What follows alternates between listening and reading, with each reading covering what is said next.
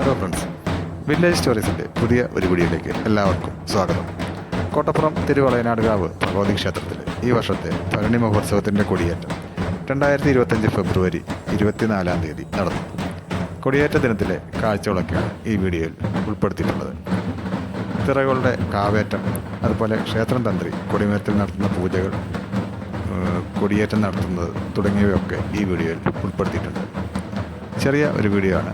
Video മുഴുവൻ കണ്ട് ഇഷ്ടപ്പെട്ടെങ്കിൽ ഒന്ന് ലൈക്ക് ചെയ്യുക, കൂട്ടുകാർക്കായി ഷെയർ ചെയ്യുക. ആദ്യമായിട്ടാണ് ഈ ചാനൽ കാണുന്നതെങ്കിൽ ഒന്ന് സബ്സ്ക്രൈബ് ചെയ്യുകൂടി ചെയ്യുക. ബെൽ ഐക്കൺ പ്രസ് ചെയ്ത് ഓൾ എന്ന് കൊടുത്താൽ പുതിയ വീഡിയോകൾ അപ്ലോഡ് ചെയ്യുമ്പോൾ നിങ്ങൾക്ക് അതിൻ്റെ നോട്ടിഫിക്കേഷൻ ലഭിക്കുന്നതാണ്.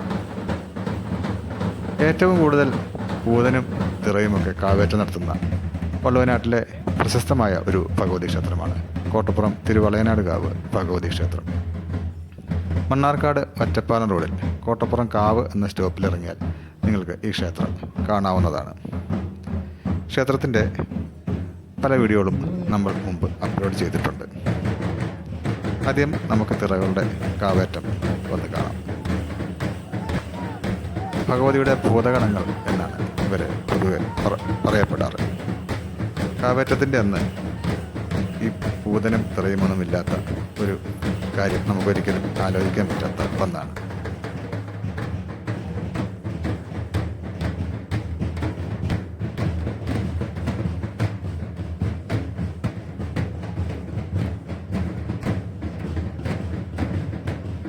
നമുക്ക് കൊടിയേറ്റത്തിൻ്റെ മറ്റ് കാഴ്ചകളിലേക്ക് പോകാം. ക്ഷേത്രം തന്ത്രി ബ്രഹ്മശ്രീ അണ്ടലാടി മനക്കൻ നാരായണ നമ്പൂതിരിപ്പാടാണ് ക്ഷേത്രത്തിലെ കൊടിമരത്തിൽ കൊടിയേറ്റം. കൂടാതെ 16 വീട്ടുകാർ ക്ഷേത്രത്തിൻ്റെ മുമ്പിലും അതുപോലെ തന്നെ പിന്നിലും കൊടി ഉയർത്തും. അങ്ങനെയാണ് ഇവിടുത്തെ കൊടിയേറ്റം നടക്കുന്നത്.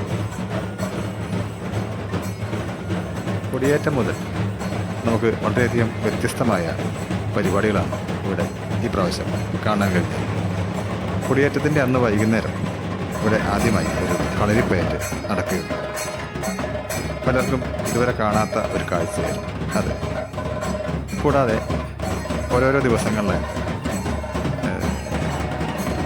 സംഗീത സന്ധ്യ, നാദസ്വരം വയലിൻ ഫ്യൂഷൻ, അതുപോലെ ഗാനമേള, തുള്ളൽ ത്രയം, അങ്ങനെ വിവിധങ്ങളായ പരിപാടികൾ ഇപ്രാവശ്യം ഇവിടെ ഈ ഭരണി മഹോത്സവത്തോടനുബന്ധിച്ച് ഉൾപ്പെടുത്തിയിട്ടുണ്ട്.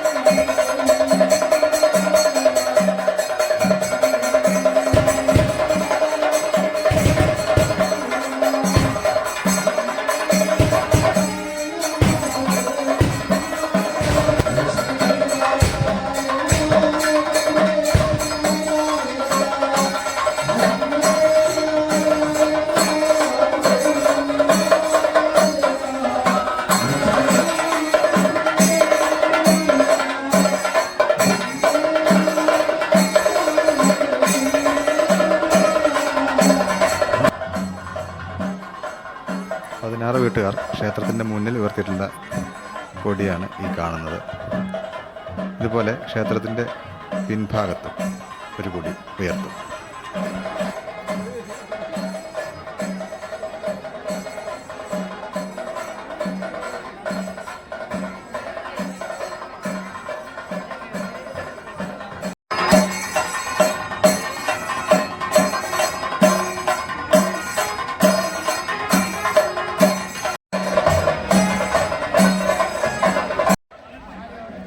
കൊടിയേറ്റത്തോടെ ഈ വർഷത്തെ ഭരണി മഹോത്സവത്തിന് തുടക്കമായിരിക്കുകയാണ്. ഇനി എല്ലാവർക്കും ആഘോഷത്തിൻ്റെയും ആവേശത്തിൻ്റെയും നാളുകളാണ്. ഈ വീഡിയോ ഇവിടെ പൂർണ്ണമാവുകയാണ്. വീണ്ടും മറ്റൊരു വീഡിയോയുമായി കാണാം. താങ്ക്